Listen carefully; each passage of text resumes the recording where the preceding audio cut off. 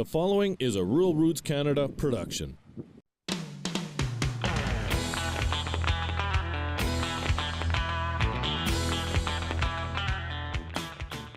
In this episode of Rural Roots Canada, we take a look at a unique farm safety program being carried out in the Strathmore, Alberta area, and we profile an old college student with her eye on a career in agriculture finance. But first, the CEO of Global Agri-Trends says it's a good time to be in food production, particularly beef production. Brett Stewart says one of the driving forces behind high cattle prices is export markets, in which China has recently become a massive player because of a shift in the amount of beef its middle class is consuming. In China, it's all about pork. They eat 80 pounds of pork per person per year. They only eat about 10 pounds of beef per person per year. But as that middle class you referred to has gotten more spending, beef has become a new luxury item in China, and prices have gone through the roof. Imports are flowing. Stewart says analysts will be watching China closely after it signed a deal with Brazil, which is the #1 exporter of beef, late last year. He says from a global standpoint, there will not be much of a change in cattle prices because supplies are very tight, and there won't be any change in production this year. Well, the way the beef biology works is it takes about 3 years to really expand production. Now, Brazil and India are expanding production today, but they're being offset by declines in Europe, China, the US, Canada. And so we really don't expect to see more additional beef on the global marketplace in 2015, maybe into 2016 and probably 2017, before we really see production start to increase again. In every community across the country, you can find leaders of business, politics, and volunteering, just to name a few. However, in Strathmore, Alberta, you can find a leader in farm safety.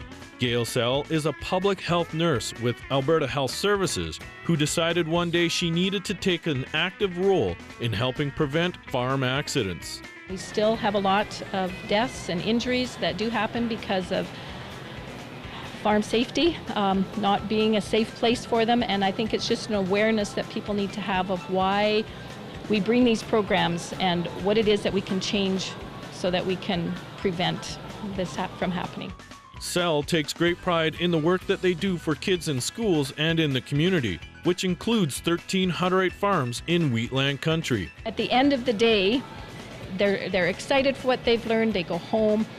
They can tell their parents, which is really important for us, because when they take that message home to the parents, and those parents have to look at what are they doing to promote farm safety, and are they doing the things that we are bringing to the students to teach them. Sell says the support they have received from the community, progressive agriculture, and agriculture for life makes this all possible. Agriculture's Future, a Rural Roots Canada profile of enthusiastic young people who will lead and carry the agriculture industry in the years to come.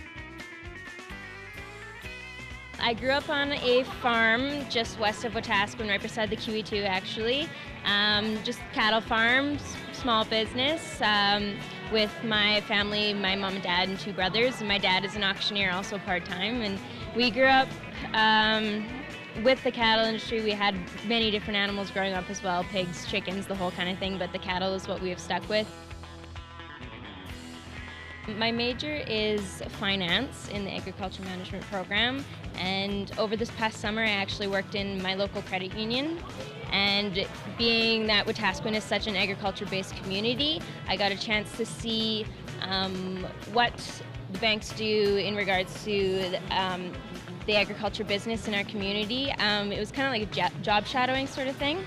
I was just a teller at the time, but because it was such a small community, I was able to actually look around the bank and see what everybody did and everything like that.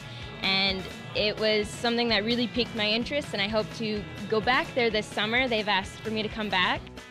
For more on these stories, go to ruralrootscanada.com.